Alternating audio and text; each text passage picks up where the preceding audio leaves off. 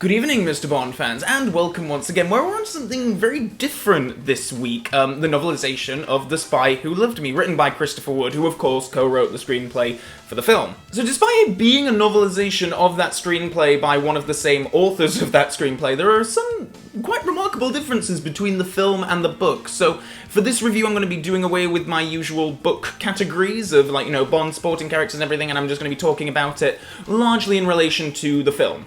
But right off the bat, I just want to give a shout out and say thanks to James Bond and Friends podcast host and my friend James Page, who kind of encouraged me to actually read these Christopher Wood novelizations, because we were exchanging messages and I was kind of talking about, like, I don't know if I'm going to bother with them really, they're just novelizations, it's like I just don't want to, it's just going to be the film, like, but written down, I don't know if and he was like, no, you really should read them, you'll get something out of them, and boy did I. Particularly after my disappointment with the John Pearson authorized autobiography book, I felt like this was really a return to form, quite frankly. I was really surprised at how sort of Fleming-esque this book is, especially considering it's the novelization of one of the more outlandish and campy James Bond films. It might even be more Fleming-esque than the actual Fleming written The Spy Who Loved Me. In the broadest of strokes, the story is the same as in the film. I mean, Bond is sent after a villain named Stromberg, who wants to destroy the world with 2 nuclear submarines, and Bond teams up with a Russian agent named Anya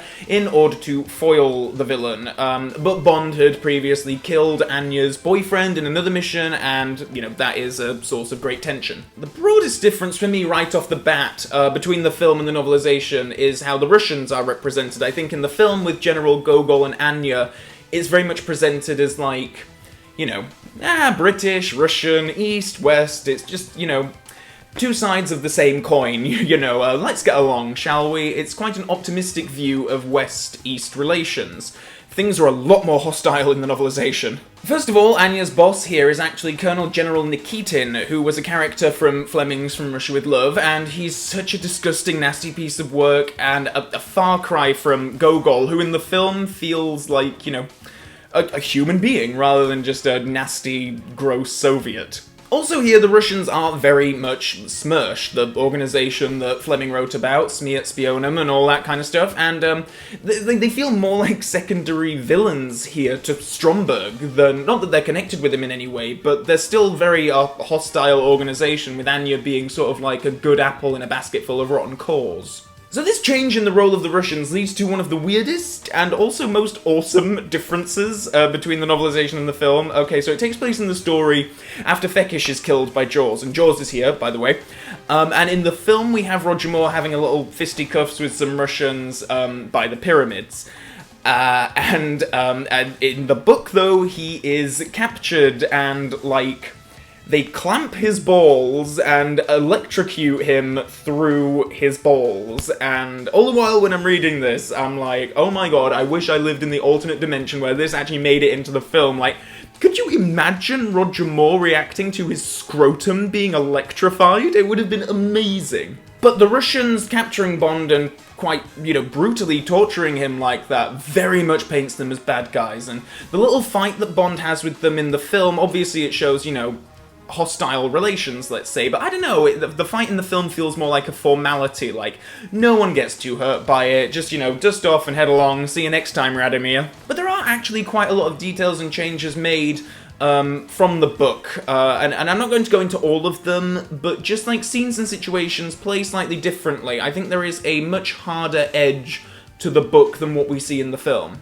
Another big difference, though, is the main villain, Stromberg. I've never been a huge fan of Kurt Jürgens' portrayal of the character in the film, but on the page he works so well. He's Sigmund Stromberg here, rather than Carl, for reasons unknown to me, and he still has his underwater laboratory, and his plan is more or less the same, but his motivations are slightly different. It's less about him creating a world underwater, but more because he's just completely insane, and his goal is that, he wants to destroy the world. That is literally his main goal. There's a great bit where he and Bond are talking, and Bond's like, yeah, you must be nuts. I mean, you're going to destroy the entire world, you know that, right? And Stromberg's like, yeah, that's exactly right. I am completely barking mad, and I really do want to obliterate the planet we all live on. At one point, he knows that his laboratory is going to sink. It's towards the end of the story, and there's no way out for him, and he's just like, I've decided actually, Mr. Bond, that I'm fine with dying. I've got nothing to lose in this situation, and it's just so great because how do you even reason with someone like that? It's just like, you can't. There's a really great chapter where we get his backstory too, and it's just so twisted and fantastic, and reminded me so much of those chapters that we would get with Fleming, where we'd learn so much about the villains and their backstories that are kind of hard to translate into the film, because we're not going to just have constant flashbacks, but they work really well on the page. I really love how James Bond is written here too. Like, I think it's telling that we very much get a version of Fleming's Bond here, rather than more that than I would say, a Roger Moore version of Bond that we see in The Spy Who Loved Me, the film. I think Moore only really perfected his interpretation of the character with The Spy Who Loved Me, so for the novelization it makes sense that Christopher would be more influenced by Fleming than the actor playing the part in the movie adaptation. The whole novel is just like the film, but with that kind of darker edge, that roughness, a little bit more realness as well, I suppose, if realness is really something that you can apply to a story like this. So many parts just add like little extra details to what we have in the film as well, like Tracy is brought up in Bond's thought process. There's so much more to Bond being with that woman at the start of the adventure than what we see in the film. And we even get a bit of a backstory for Jaws and get his real name, which is kind of awesome. And I would say it on camera, but I have literally no idea how to pronounce it. Zbigniew Krzyzewski?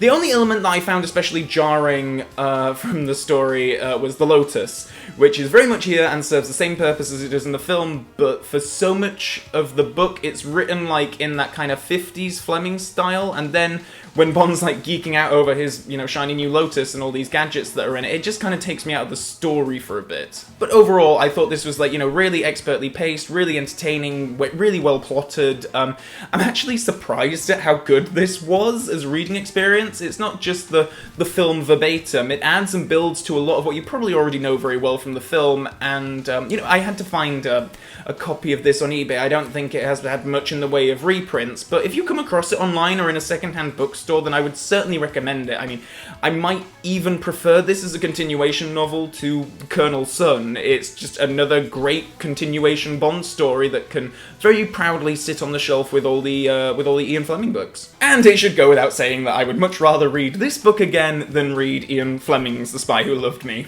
So as always, please do let me know in the comment section below if you have read this book and what your thoughts on it are. Am I being too generous here?